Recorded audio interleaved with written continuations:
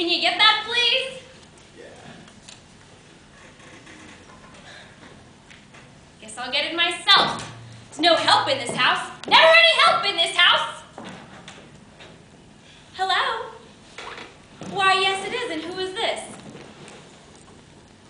Well, I certainly hope there hasn't been any trouble at school. Oh, she's always been like that. She hardly says a word around here either. You know, I always say that some people are born to talk and others are born to listen. You know, I've been meaning to call you and thank you for that lovely rabbit you gave Matilda. She and I simply adore it, and it's gotten so big. Yes, well, it certainly was very thoughtful of you, Mr. Goodman. You know, I don't mean to change the subject, but aren't you that delightful and handsome young man that Tilly said hello to the other day at the A&P? I remember you. You were by the lobster tank, and I was by the frozen foods. Yes, that delightful and handsome young man. Well, I would most indeed use the term handsome. Yes, and well, I'll have you know, Mr. Goodman, that both my daughters have their own desks, and I put 75-watt bulbs right near them. Yes, well, I really do think those tests are very much overrated, Mr. Goodman.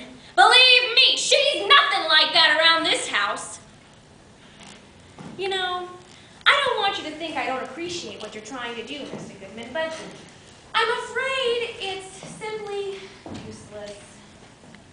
I have tried just about everything, but she isn't a pretty girl.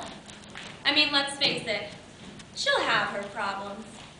Are you married, Mr. Goodman? Oh, that's too bad.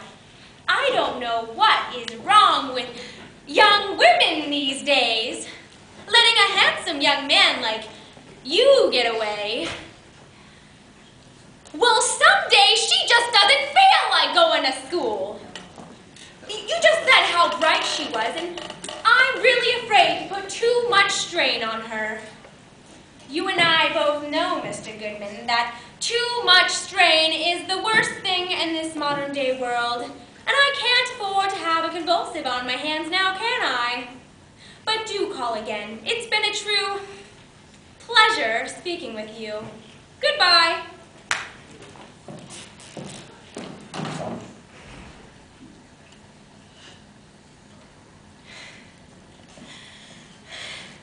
Matilda, that wasn't very nice of you to go and tell them that I was forcibly detaining you from school. Why, the way that Mr. Goodman spoke, he must think I'm running some sort of a concentration camp. Do you have any idea how embarrassing it is to be accused of running a concentration camp by your own children? Oh, God. Why, it isn't embarrassing at all. That school of yours is 40 years behind the time anyway. Believe me, you learn a lot more around here than that ugly Mr. Goodman can teach you. You know, I really do feel sorry for him. I never saw a more effeminate face in my life. When I saw you talking to him by the lobster tank, I said, good Lord, for a science teacher, my poor girl's got herself a Hebrew hermaphrodite. I suppose he isn't as bad as that Miss Henley. The idea of letting her teach girls' gym class is staggering. And then there's you. You go and put me in the embarrassing position of giving them a reason to call me at 8:30 in the morning, no less. What do you tell them when they want to know why you aren't at school sometimes? You're sick, all right. The exact nature of the illness not fully realized. But any daughter that would turn her mother in as the administrator of a concentration camp, has got to be suffering from something very, very particular. Thank you.